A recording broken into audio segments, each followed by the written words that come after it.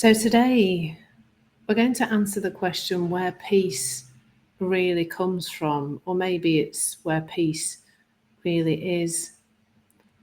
So I'd like you to start, first of all, by just stopping.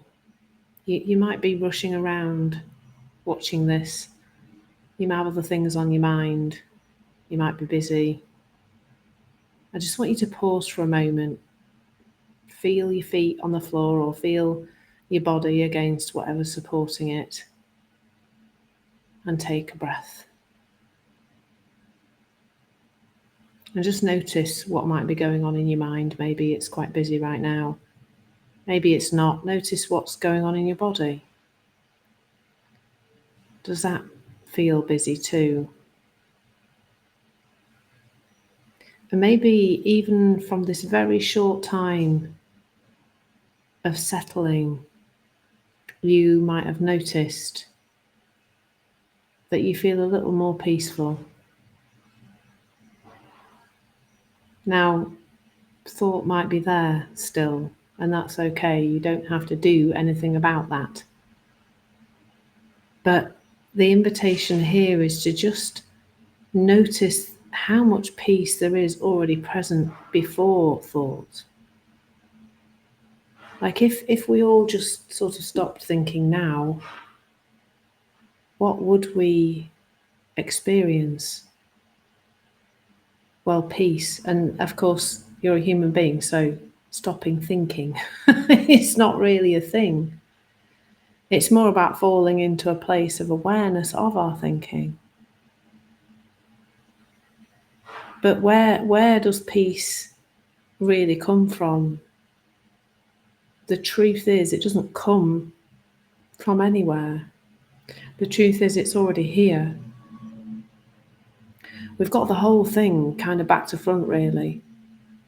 In my last video, I talked about this. I talked about the search for peace, trying to find peace, doing it in many, many different controlling activities, trying to control the outside world, trying to control our own state of mind, trying to fix ourselves, just this continual search for peace, for mental well-being, or whatever you want to call it, really. I used to call it calm all the time because I was the queen of calm. That was my thing. Which there's a whole, I've spoken about this in other videos, how that came to fall away. Because this is not about searching for calm. It's not about searching for peace. It's about realizing that it's not missing anyway. It isn't out there. It's just obscured temporarily by thought. And hopefully with that little bit of pausing at the beginning of this video, you might have just glimpsed a little bit of that is available to you literally all the time. Literally, once we're not caught up in our busy minds, that peace is there, literally waiting for us. I've said literally a lot in the last couple of sentences, but anyway, we're moving on. So in the last video, I talked about the diamond metaphor, and I'm going to just recap that now because I think it's important to see that if we think about a diamond as being, solid, unbreakable, can't be damaged by pretty much anything on the planet, I want you to think of that as your mental well-being, your peace of mind, your calm, or whatever else you've decided to call it, doesn't really matter. And that just when we're caught up in our thinking, when we're absorbed in our mind, when we're in our intellect, we're overthinking things, perhaps we've got lots of worrying thoughts or whatever else we've got going on, that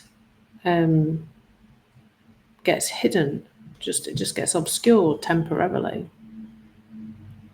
But it's never actually gone. It's still there. It's just covered by the dirtiness of our thinking. It's just, we need to kind of polish it off, as it were. And the problem is that when we don't feel okay, because we're caught up in our thinking, because we're not seeing the diamond inside, we then go and do more things, do more thinking, we do more activity, we do more, we just do more in our heads. Not often that leads to doing more in the physical world, but we do more in our heads, and then we're missing the diamond that's still there. Like, it hasn't gone anywhere. And how we kind of get back to that is not from doing, actually. So the crux of the matter is that if our peace of mind is not in anything out there, then doing things out there can't bring peace. So that's something that we can begin, as we see this, we can begin to just put that down. Oh no, I can't get my peace of mind from doing lots of things. I get peace of mind, I reconnect to that through insight, really. And what that might look like is just that moment of seeing that we're caught up in something. I was chatting to somebody yesterday, and he was complaining about the behaviour of young people and how they swear too much, and he was getting quite sort of, why has it kind of gone down? Very elderly gentleman, getting quite caught up in that. And then he just stopped and he sort of went, yeah, but let's just not talk about that. And you could see that he'd just seen that it just wasn't helpful to him. He could see that it wasn't, and he just stopped talking about it and then started talking about something different. And that's what happens. And that didn't come because I said to him, you're not being very positive about young people or anything like that, which I was tempted to do, of course, because that's how I am. It wasn't because of that. It's because he noticed that he was probably just feeling a bit tense and uncomfortable in his body, and it wasn't nice. And the young people weren't there because they're not at school at the moment, so they weren't walking past his house swearing. And it's something in him, you could see it just fell away, and he just stopped, and that was that. Clearly, I'm sharing my perception of something that happened to somebody else, but my fiancé and I spoke about it afterwards, and we agree that that's kind of what happened, really. And I invite you to notice those moments, those moments when you've just been temporarily caught up in something, temporarily, in your head about something, and then it's just suddenly not made sense to do that anymore. I've got so many occasions, occasions when I'm upset with my fiancé Bruce, or I'm upset with the situation with my business or whatever, and I know to step away and just leave it, And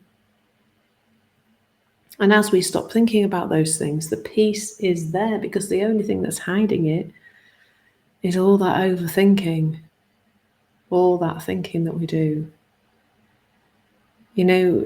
This is about seeing that peace is a return, like it's a coming back, not a reaching out for it.